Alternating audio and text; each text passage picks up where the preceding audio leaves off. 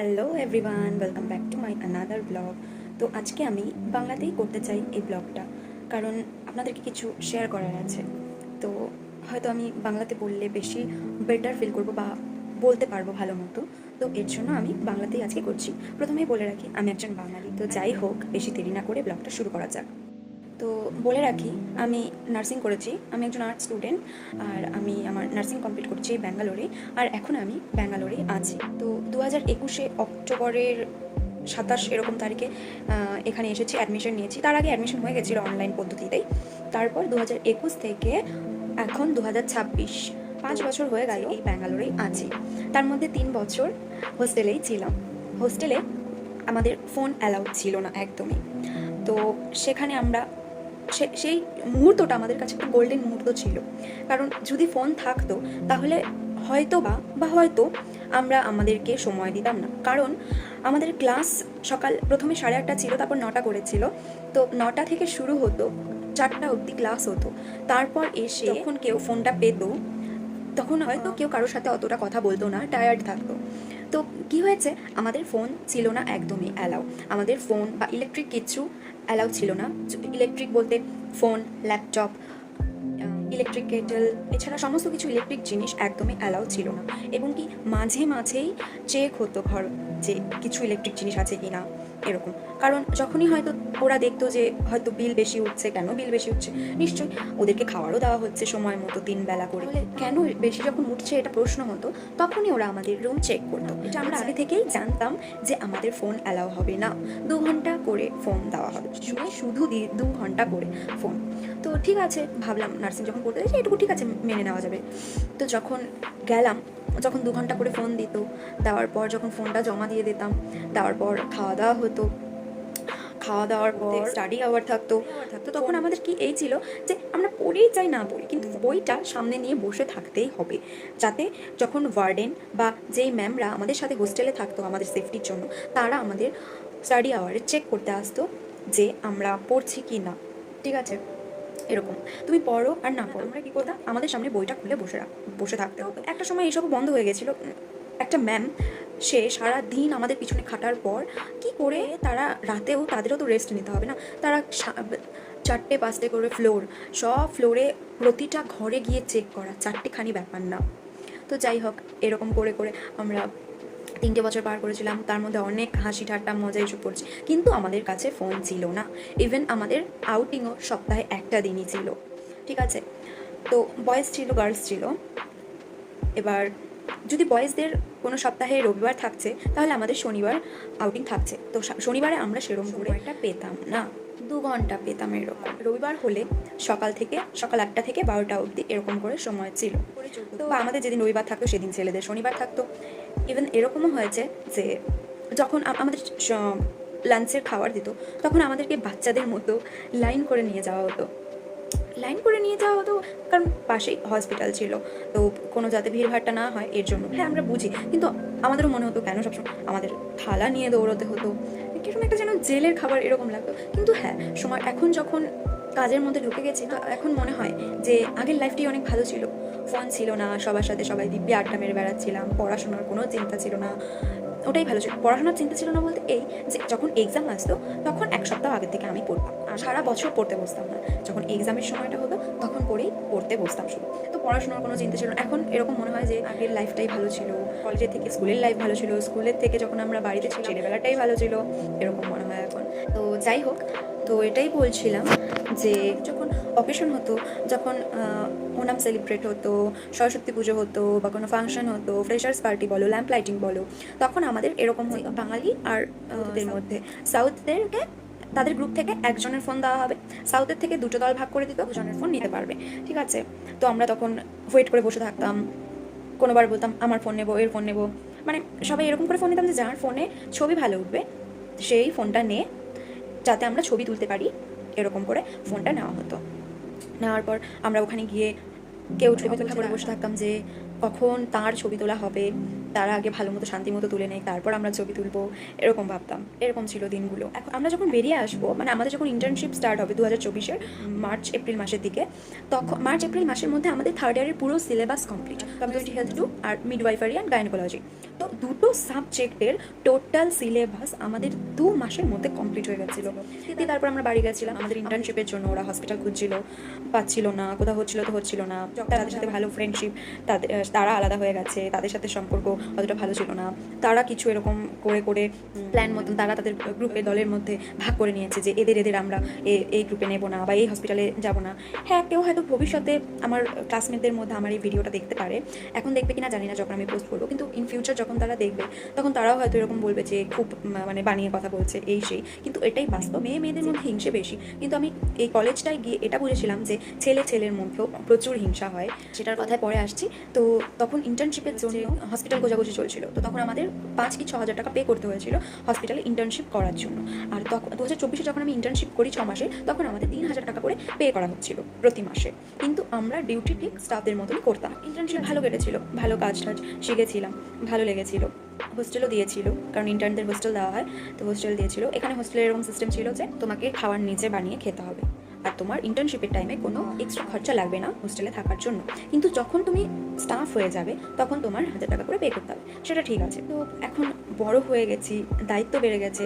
আমি না, আমার বয়সী যারা আছে তারা সবাই বুঝবে যে যাদের টাকা আছে, অলরেডি আগের থেকেই আছে, যারা নিজেরা খরচা করতে পারবে, তো তাদের জন্য ব্যাপারটা কোনো কঠিন না, এটা কোনো বড় ব্যাপার না।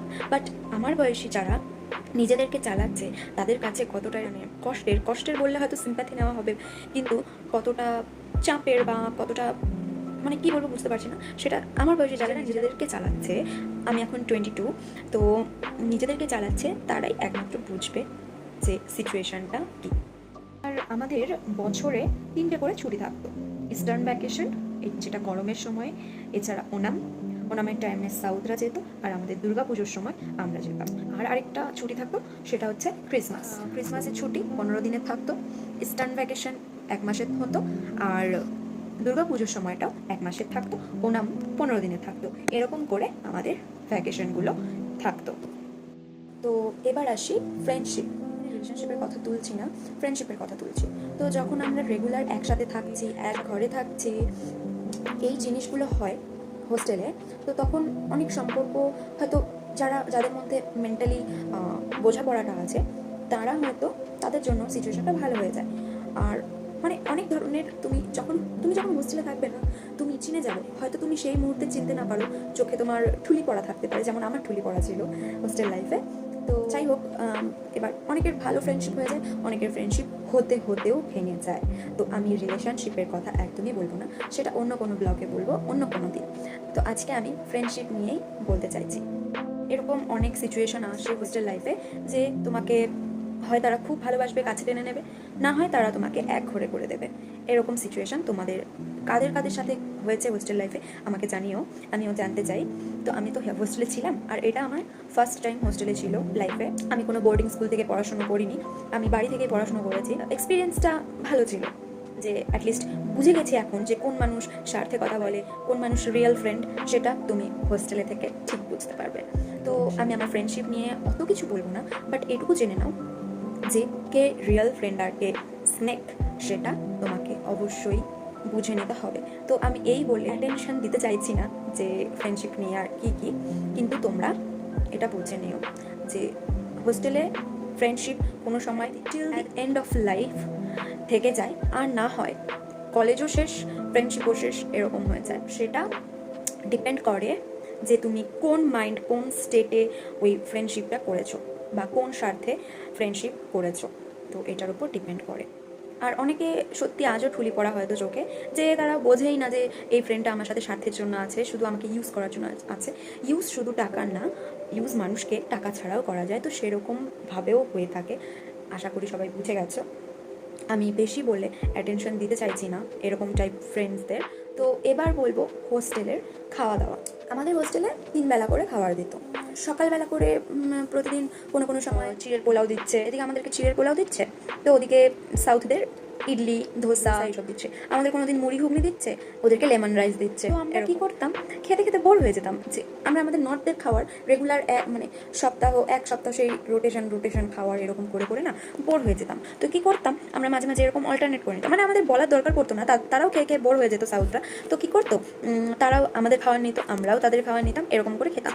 লাঞ্চে কোনো কোনো সময় বিটরুট দিত, সেটা সাউথের দিত। আমাদের কি হতো, একটা নর্মাল ভেজ সবজি করেছে, যার কোনো টেস্ট নেই, এই নেই সেই নেই, ভিন্ডি দিত, ভিন্ডিতে পোকাওয়ালা ভেন্ডি দিত, ওটাই সাইড করে সরিয়ে খাচ্ছি। ডাল দিত, এরকম সবজি দিত যেসব বাড়তি হয়ে গেছে, মানে কীভাবে যে খেতাম আমরাই জানি। তো আমরা মাঝে মাঝে আমাদের টেস্টটা বদলানোর জন্য, কারণ ওদেরও রোটেশন হতো, উইকলি ওয়াইজ রোটেশনই হতো, সেম খাবারই দিত। তো ওরাও যখন আমাদের সাথে এক্সচেঞ্জ করে নিত, আমরাও মাঝে মাঝে ওদের সবজিগুলো এক্সচেঞ্জ করে নিতাম, ওদের সাম্বার সবজি। তখন না কী হতো যে নিজেদের খাবারগুলো খেতে খেতে না একঘেয়েমি লেগে যেত, জন্য আমরা কি করতাম, চেঞ্জ করে নিতাম খাবারগুলো, না একটু মুখে স্বাদ আসতো, অত ভালো তো লাগতো না। বাট হ্যাঁ, ডিনারে কোনো সময় আমাদের দিচ্ছে খিচুড়ি, ওদের দিচ্ছে সেদ্ধ ভাত বলতে মার দেওয়া যে ভাত, ওরা কান্নি বলে ওটাকে। তো কী করতাম, মাঝে মাঝে আমি খিচুড়ি খেতে একটুও ভালোবাসি না, তো প্রায়ই আমি ওই সেদ্ধ ভাতটাকে নিয়ে ঘি দিয়ে খেয়ে নিতাম। এক্সট্রা আমরা কি করতাম, আমাদের কাছে খাওয়া দাওয়ার বলতে আমাদের যা যা এক্সট্রা মনে হতো সেসব আমরা বাড়ি থেকে নিয়ে আসতাম। ম্যাগি, এছাড়া জল জিরে বলে একটা আছে, পাউডার পাওয়া যায় 1 টাকা করে স্যাচেট, তো সেসব আমরা নিয়ে আসতাম। এছাড়া সস নিয়ে আসতাম, যাতে কোনো সময় সকালে ব্রেডও দিত, তো সেই ব্রেডগুলোর সাথে সস খেতাম, জেলি খেতাম, এরকম করে খেতাম। এছাড়াও এক্সট্রা খাবার বলতে আমাদের কাছে আচার থাকতো, বাড়ির বানানো আচার, অনেকে চিড়ের মোয়া, নারকেলের নাড়ু, এরকম করে সবাইকে বানিয়ে দিত, সবার সাথে খেতাম। আমরা আউটিংয়ে যেতাম, আউটিংয়ে গেলে বাইরে থেকে মোমো খেতাম, ভেজ নুডলস খেতাম, বার্গার খেতাম, পিৎজা খেতাম। সপ্তাহে 1 দিন মাংস, 1 দিন ডিম, আর একদিন মাছ, এরকম করে দেওয়া হতো। মাছটাকে শুধু ভাজা, আমাদের জন্য রুই কাতল এসব মাছ হতো, ওদের জন্য সামুদ্রিক কিছু একটা মাছ, যাই হোক, ওটা প্রচুর গন্ধ, যাই হোক। তো ওদের আলাদা টাইপের মাছ হতো, তো আমাদের আলাদা টাইপের। যখন আমাদের মাছ হতো, সাথে কোনো সময় ডাল তো, কোনো সময় সুজি থাকতো, কিন্তু বেশিরভাগই মাছ আর ডাল দিয়ে আমরা খেতাম। তখন কি করতাম, আমরা ঘি নিয়ে নিতাম সাথে। হ্যাঁ, আর মাংস শুধু 2 পিস করে মাংস দেওয়া হতো। এবার যদি বলা হতো যে বোন পিস চাই, তো ওরা কি করতো, যেটা পড়তো সেটাই দিয়ে দিত। আমরা কি করতাম, কেউ বোন খেতে ভালোবাসে আর কেউ সলিড মাংস খেতে ভালোবাসে, তো আমরা এক্সচেঞ্জ করে নিতাম, এটা আমরা করতাম। আর হ্যাঁ, আমরা লুকিয়ে কারোর কাছে ইলেকট্রিক কেটেল এসব থাকলে, তো আমরা ওটা করে ডিম করতাম, ম্যাগি সেদ্ধ করে খেতাম। এবার যখন ইলেকট্রিক জিনিস সব কিছু বন্ধ হয়ে, মানে সব চেক করার পর সবাই যখন নিয়ে নিত, ওসব কী করতো, বাড়ি যাওয়ার সময় ওই কেটেলগুলো দিয়ে দিত, তো তখন আমাদের কাছে থাকতো না। তো আমরা কী করতাম, আমাদের কাছে হট ওয়াটারের যে বোতল থাকতো, সেই বোতলের মধ্যে করে গরম জল দেওয়া হতো, সেখান থেকে গরম জল নিয়ে এসে ওটাকে বাঁচিয়ে রেখে আমরা ওটা দিয়ে পরে প্রথমে গরম জলটা ঢেলে নিয়ে ম্যাগিটা দিয়ে, মশলা দিয়ে, নুন দিয়ে ওটাকে ঢেকে রেখে দিতাম। তো 5 মিনিট পর ওটা এমনি সিদ্ধ হয়ে যেত, তো ওভাবে আমরা খেতাম। এছাড়া আমরা কী করেছিলাম, মোম কিনে আনতাম বাইরে থেকে। একবার আমরা কী করেছি, এটা খুব মজার কাণ্ড, যে যখন ল্যাম্প লাইটিং হয়, ল্যাম্প লাইটিংয়ের মোমগুলো যখন কমপ্লিট হয়ে যায়, যখন আর কোনো কাজে লাগে না, যখন আমরা একদিন বাসে করে বাড়ি ফিরছিলাম ল্যাম্প লাইটিংয়ের পর, তখন দেখি বক্স ভর্তি ক্যান্ডেলগুলো ছিল। তো ওখান থেকে আমি প্রচুর ক্যান্ডেল নিয়ে এসেছিলাম। প্রতিদিন ওই ক্যান্ডেলগুলো জ্বালিয়ে আমাদের যে স্টিলের টিফিন বক্সগুলো ছিল, ওগুলোর মধ্যে ভাজা ম্যাগি করে করে খেতাম। আর আমাদের পাশের ঘরগুলো, সব তো ঘর পাশাপাশি ছিল, ওরা দরজা ধাক্কাতর বলতো, কী রে পোড়া পোড়া গন্ধ বেরোচ্ছে, মানে এরকম ফানি মোমেন্টস সবাই টুকিটাকি করতো। আর এরকম ছিল যে কেউ জিজ্ঞাসা করতো না, এটাই ছিল পার্থক্য। তো কেউ মোমবাতিতে রান্না করতো, কারোর কাছে ইলেকট্রিক কেটেল লুকানো ছিল, কেউ আয়রনের মধ্যে, যেটা ইস্ত্রি করার আয়রন, সেটার মধ্যে রান্না করতো, এরকম করে যে যার মতো রান্না করতো। এবার বলবো আমি আউটিংয়ের কথা।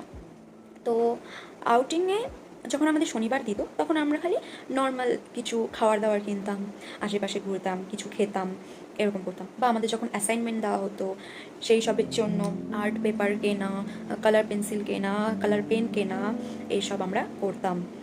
যেরকম শপিং মলগুলো, প্যান্টালুন্স, জুডিও, তো এইসব শপিং মলগুলো থাকতো, ওই সবে ঘুরে আসতাম।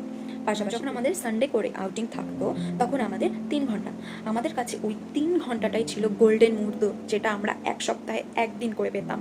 তো ওই টাইমে আমরা আশেপাশে যেসব জায়গা আছে, সেই জায়গাগুলোতে ঘুরতে যেতাম। সেই সব জায়গা বলতে লালবাগ আছে, কাব্বান পার্ক আছে, বিধান সৌদা, কেউ ইসকন টেম্পল, বেশিরভাগই ইসকন টেম্পলে যেতেই ভালোবাসতাম। তো আমরা যেখানে থাকতাম, সেই জায়গাটার নাম নগর ভাবি। তো নগর ভাবি থেকে ইসকন টেম্পল ছিল মাত্র 25 মিনিট বা 30 মিনিট খুব জোর। তো ওখানে যেতাম, তো এরকম করে সময়ের মধ্যে চলে আসতাম।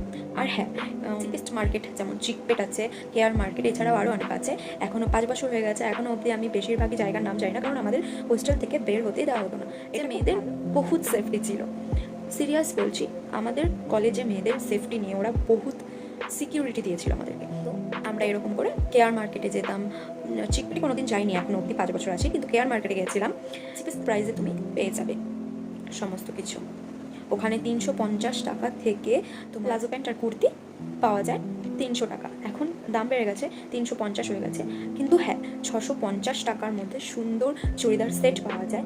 আমি যদি ইন ফিউচার চাই, তো আমি যদি ব্লগ করতে পারি। ওখানে প্রচুর প্রচুর ভিড় হয়, কারণ পাশেই বড় সবজি মান্ডি। এছাড়া প্রচুর প্রতিদিনই তুমি সোম থেকে রবি যে কোনো বারে যাবে, প্রচুর ভিড় থাকে। তো ওখানে নিজেকে সামলাবো না ভিডিও করবো, সেটাই অনেক বড় ব্যাপার, তার জন্য ভিডিও করতে পারি না। তো যদি কোনো দিন ভিডিও করতে পারি, বা যদি যখন গিয়ে জিনিসপত্র কিনবো তখন এনে আমি ওটা একটা ব্লগ করব। আর হ্যাঁ, ওখানে 100 টাকা থেকে সুন্দর সুন্দর জুতো পাওয়া যায়। তো এই ছিল আমাদের আউটিংয়ের কাহিনী। তো এবার বলবো আমি যে আমাদের কোথায় কোথায় পোস্টিং দিয়েছিল। তো ফার্স্ট ইয়ারে আমরা পোস্টিং পেয়েছিলাম কিদওয়াই হসপিটালে, Memorial hospital of oncology. Oncology মানে ক্যান্সার হসপিটাল। ওটা একটা সরকারি ক্যান্সারের হসপিটাল, যেখানে আমাদের ফার্স্ট ইয়ার ক্যান্সার নিয়ে কিছুই জানি না। আর আমরা যেহেতু বাঁধা গরু ছিলাম, ছাড়া পেলেই হলো ব্যাস। আর ম্যামরা, গাড়ি ড্রাইভাররা সবাই বেশিরভাগই ক্যান্টিন এরিয়ার সামনে বসে থাকতো। ওখানে সুন্দর ভেতরে অনেকটা বড় ক্যাম্পাস, বসার জায়গা আছে, তো ওখানে বসে থাকতো। আমাদের লুকিয়ে লুকিয়ে আমাদের যেতে হতো খাবারের এখানে। আমরা ওয়েট করতাম যে ম্যাম কখন রাউন্ড দিয়ে চলে যাবে, তারপর আমরা ক্যান্টিনে চলে যাব খেতে। মাঝে মাঝে খেতে গিয়ে ধরাও পড়ে যেতাম, বা মাঝে মাঝে খাওয়ার হয়ে গেছে, ম্যামদের সামনে পড়ে গেছি, এরকম বাহানা দিতাম যে ম্যাম পিরিয়ডস হয়েছে, পেট ব্যথা করছে, এর জন্য নিচে ফার্মাসির দোকান রয়েছে, ওখান থেকে মেডিসিন নিয়ে এলাম। তখন ম্যামও বলতো যে হ্যাঁ আমারও না পেট ব্যথা করছে রে, সত্যি, ঠিক আছে ঠিক আছে, আমি বুঝি, তুই বেশি কাজ করতে হবে না, এরকম করে বলতো। তখন ভাবতাম ঠিক আছে, বেঁচে গেলাম।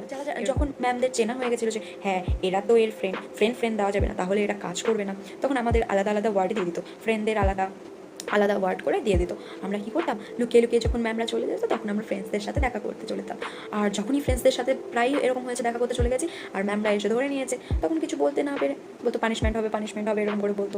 সরি ম্যাম, এরকম করতাম। বলে এক্সপ্লেনেশন লেটার এরকম করতো। এই ছিল ফার্স্ট ইয়ারের কিদওয়াইয়ের কাহিনী। তো সেকেন্ড ইয়ারে আমাদের ইন্টার্নশিপ দিয়েছিল মেন্টাল হসপিটাল, কারণ আমাদের তখন মেন্টাল সাবজেক্ট ছিল, mental health nursing. Medical surgical ছিল, যার জন্য ভিক্টোরিয়া হসপিটাল।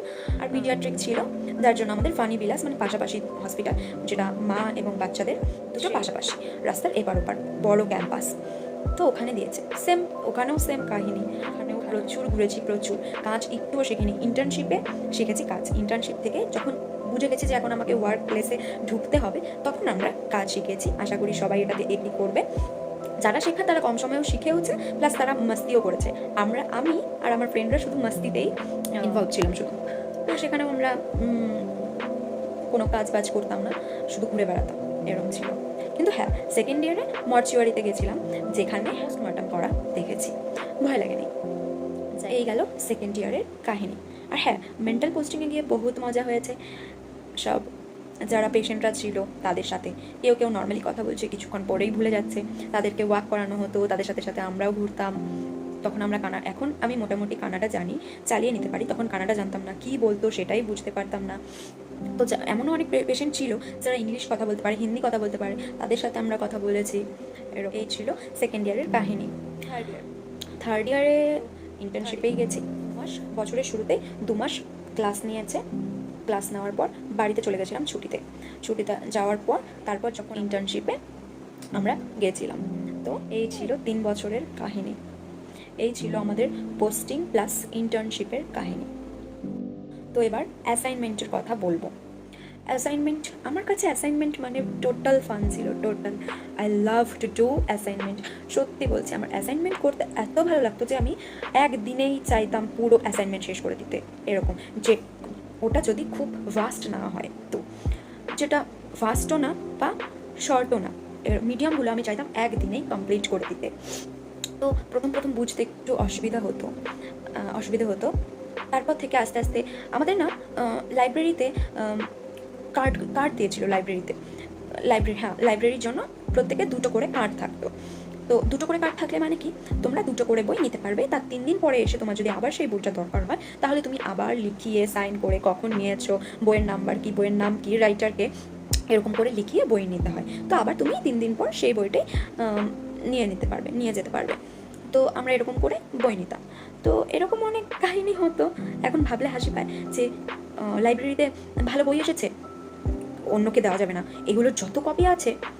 এরকমও ছিল কত মানুষ যারা কি করতো, নিজেদের মতো একটা গ্রুপ তৈরি করে নিয়ে, মানে ওদের গ্রুপ ছিলই অলরেডি, তারা কি করতো যাতে অন্যেরা ভালো বই না পায় তার জন্য কী করতো, একটা বইয়ের যদি অনেক কপি থাকতো, মানে 4-5টা কপি থাকলে 4-5টাই ওরা নিয়ে দেবে না। এবার কোনো সময় চাইতে গেলে এরকম বলবে যে আমরা তো নিইনি, আমরা তো জানি না, বা কোনো সময় চাইতে গেলে এই বলবে আমি তো এখন পড়ছি, অথচ পড়ছে না, আমি তো এখন পড়ছি একটু পরে দেবো, আমি তো এখন লিখছি একটু পরে দেবো, আমি তো নেইনি, অমুকের কাছে আছে তার কাছ থেকে নিয়ে নে। আবার তার কাছে চাইতে গেলে বলবে আমি তো নেইনি, তার কাছে আছে তার কাছ থেকে নিয়ে নে। এরকম কাহিনীও হতো। তো আমরা যখন এই ট্রিক্সটা শিখে গেছিলাম তাদের কাছ থেকে, মাঝে মাঝে এই ট্রিক্সটা চলতো না, কারণ যত বড় জ্ঞান তাদের তত বড় ক্ষমতা, এরকম ছিল। তো এরকম হয়ে যেত। হ্যাঁ, আর অ্যাসাইনমেন্টের সময় এরকম হতো যে সবাই মিলে একসাথে বসে অ্যাসাইনমেন্ট করছি সারা রাত ভরে, এরকম সারা রাত ভরে অ্যাসাইনমেন্ট করছি। আমি কি করতাম, আমরা ঘরে 4 জন ছিলাম। তো 4 জনের পরেও এছাড়া আমার অনেক ফ্রেন্ডসরা হতো যে বলতো তামান্না তোর হয়ে গেলে আমাদেরকে দিবি, আমরা করে নেব। আমি বলতাম ঠিক আছে, আমার থেকে আমার ঘরের 3 জন ফ্রেন্ড করবে, তাদের হলে তারপর তোরা নিয়ে নিস, কারণ আমি আমার প্রায়োরিটি আমার রুমের ফ্রেন্ডসদের রাখবো। তো যখন হয়ে যেত এরকম করে সবাই সবার থেকে এর কাছ থেকে সে, তার কাছ থেকে সে, এরকম করে নিয়ে নিয়ে আমরা অ্যাসাইনমেন্টগুলো করতাম। আর আমি কী করতাম, আমার অনেকে আছে যে হ্যাঁ তারা কি কপি করতো, মানে কি খুঁজে করবো, করার থেকে কপি করে নিলাম, ঠিক আছে। আর আমি যখন খুব দেখছি বই পাচ্ছি না, কেউ দিচ্ছে না, তখন আর অ্যাসাইনমেন্টটা কালকেই জমা করতে হবে এরকম হচ্ছে, কেউ দিচ্ছে না বই, তখনই আমি মানুষের অ্যাসাইনমেন্ট কপি করতাম। এছাড়া আমি অ্যাসাইনমেন্ট কপি করতে ভালোই বাসতাম না। আমাকে একটা টপিক দেবে, তার থেকে আমি নিজে বানাবো, আমি নিজে থিঙ্কিং দিয়ে সেটাকে সুন্দরভাবে লিখবো, সব কিছু করবো, আমি আমার মতো করবো। কারণ আমার থেকে ইচ্ছা হলে তোমরা অ্যাসাইনমেন্ট করো, না করো তাতে আমার কোনো ফার্ক পড়ে না, বাট আমি কারোর অ্যাসাইনমেন্ট কপি করতে রাজি না। তো কী করতাম, এরকম হতো যে আমার রুমমেটরা আমাকে এভাবে বলতো যে হয়েছে তো আমার না, আজকে আর করতে হবে না, এখনও 2-3 দিন সময় আছে, পরে করে নেবো অ্যাসাইনমেন্ট, এরকম বলতো। তো আমি বলতাম না, আর একটু আছে করে নিই, আর একটা পেজ করে নিই, আর অল্পই তো করে নিই। আর আমি না এরকম ইচ্ছে করে শয়তানি করতাম যে একটা পেজের মধ্যে 2 পেজের লেখা একবারে ছোট ছোট ছোট ছোট ছোট ছোট করে হ্যান্ডরাইটিং করে এক পেজে ভর্তি করে দিতাম। এবার যে আমার থেকে কপি করতো সে বলতো হায় রে তামার না, এত ছোট লেখা দেখতেই পাচ্ছি না আমি, পারলে তুই এক পেজেই শেষ করে দে না অ্যাসাইনমেন্টটা, এত কেন করছিস, এরকম করে বলতো। এরকম হতো, মানে ইচ্ছে করে করতাম, আমার খুব ভালো লাগতো। তো এরকম হতো। তো এই ছিল অ্যাসাইনমেন্টের কাহিনী। তো এই ছিল আমার কিছু মুহূর্ত হোস্টেল লাইফের, তো যেটা আমি তোমাদের সাথে শেয়ার করলাম। আর আমার আজকে অনেক দিন পর মনটা হালকা হলো তোমাদের সাথে শেয়ার করে।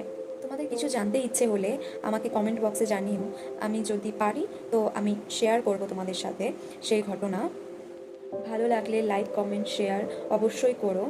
এমনই আমি ভিডিও আনতে থাকবো তোমাদের জন্য। তো এটা আমার ফার্স্ট ব্লগ, যেটাতে আমি কন্টিনিউয়াস তোমাদের সাথে কিছু আমার মুহূর্ত, কিছু আমার এই 5 বছরের ব্যাঙ্গালোর লাইফের মুহূর্ত শেয়ার করলাম। এরপরে আমি আমার নার্স হওয়ার ফিলিংস বা আমার কিছু ওয়ার্ক লাইফ তোমাদের সাথে শেয়ার করব, বাট এখন না। আর হ্যাঁ, হয়তো আমি হসপিটালের কিছু ভিডিও শেয়ার করতে পারবো না, কারণ এটা রুলস রেগুলেশনের বাইরে। তো আমি যতটা বাইরে থেকে পারবো ততটা তোমাদের কাছে শেয়ার করব। তো আজকের জন্য এইটুকুই। ভালো লাগলে লাইক, কমেন্ট, শেয়ার অবশ্যই করে দিও।